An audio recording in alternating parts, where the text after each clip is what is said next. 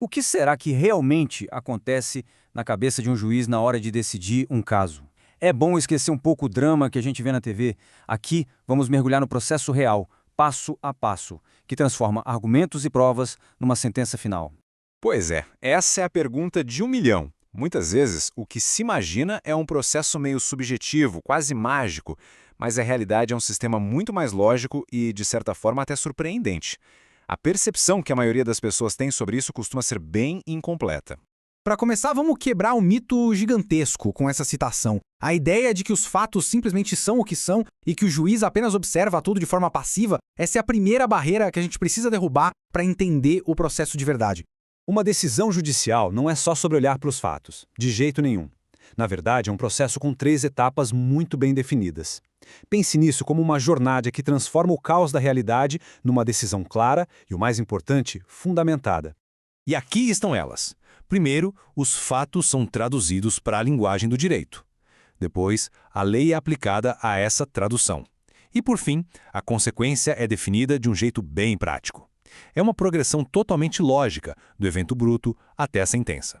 Certo, então vamos mergulhar de cabeça na primeira etapa. É aqui que os eventos confusos do mundo real são, digamos, preparados para a análise jurídica. É como se fosse o preparo dos ingredientes antes de começar a cozinhar de verdade. O tribunal não vai considerar tudo o que aconteceu. A primeira grande tarefa é justamente separar o que é relevante do que é só ruído. Aos olhos da lei, nem todos os fatos são iguais, e o juiz precisa filtrar o que realmente importa para aquele caso. Usando o exemplo do João, para ficar bem claro, se ele cometeu um roubo, a cor da camisa dele é irrelevante. Por quê? Porque a lei que fala sobre roubo não menciona roupas. Mas o fato dele ter usado uma ameaça? Isso é crucial, porque a palavra ameaça está lá escrita na lei. A própria norma jurídica dita o que importa ou não. E aqui, a gente vê o processo de tradução em ação. A descrição simples, pegou um relógio, é reescrita com conceitos jurídicos precisos, como apropriação de bem alheio.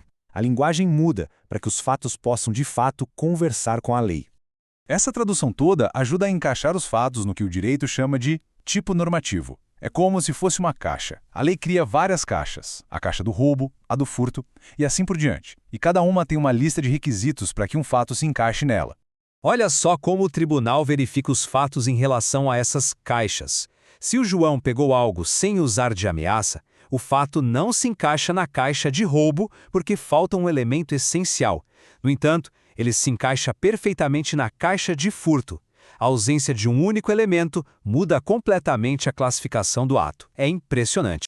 Muito bem, agora que os fatos estão traduzidos e organizados, é hora de conectá-los com a letra da lei. Vamos para a segunda etapa. Toda lei, no fundo, funciona com uma lógica bem simples de se algo acontece, então ocorre uma consequência. A tal da hipótese normativa é justamente essa parte do se. É a condição que aciona a aplicação da lei. E o tribunal precisa verificar se essa condição foi cumprida no mundo real. A regra da lei funciona como a premissa principal de um argumento lógico. Basicamente, ela diz, se o acontecimento A ocorrer, então a consequência é B. É uma declaração geral, abstrata. Em seguida, entram em cena os fatos já qualificados do caso, que funcionam como a premissa secundária. O tribunal verifica, os fatos deste caso específico satisfazem a condição C da lei? Se a resposta for sim, o argumento avança. E aqui está o ponto crucial.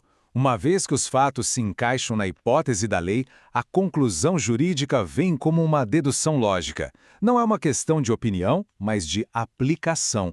Se o fato A aconteceu, então a consequência B deve ser aplicada. Simples assim. Esse momento de comparação é o coração do processo. Tem até um nome técnico, subsunção. O tribunal, basicamente, alinha o que a lei exige com o que os fatos do caso oferecem. Se der um encaixe perfeito, a lei é aplicada. Chegamos na etapa final. Agora é hora de transformar aquela conclusão abstrata, um crime foi cometido, em uma decisão real, tangível, com efeitos práticos na vida das pessoas. A consequência não é só um rótulo do tipo culpado. Ela tem parâmetros muito práticos que o juiz precisa definir. Qual o valor da multa? Qual a duração exata da pena? Quem é o responsável? Como exatamente a decisão vai ser cumprida? E é fundamental lembrar que o poder do juiz não é infinito. A decisão é limitada por regras muito claras. A lei estabelece penas mínimas e máximas. O princípio da proporcionalidade exige que a pena seja justa e, claro, nenhum direito fundamental pode ser violado no processo. Depois de pesar os fatos, o escopo da decisão e todos esses limites legais, o tribunal chega a um resultado final e concreto. É aqui que todo aquele processo abstrato se traduz em um impacto real na vida de alguém. Então, vamos juntar todas as peças do quebra-cabeça e visualizar o processo completo, de uma vez só. E aqui está o mapa completo, desde a desordem de um evento bruto até uma ordem judicial final. A gente vê uma jornada estruturada, que parte da realidade, às vezes caótica, e chega a uma decisão clara e fundamentada. No fim das contas, a grande lição é esta. É esse processo rigoroso que dá legitimidade e força às decisões judiciais.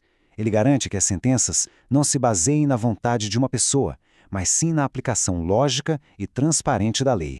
Fica então uma reflexão. Da próxima vez que aparecer uma notícia sobre uma decisão judicial, talvez valha a pena enxergar além da manchete e tentar visualizar essas 3 etapas em ação. Com certeza isso muda a perspectiva sobre o assunto.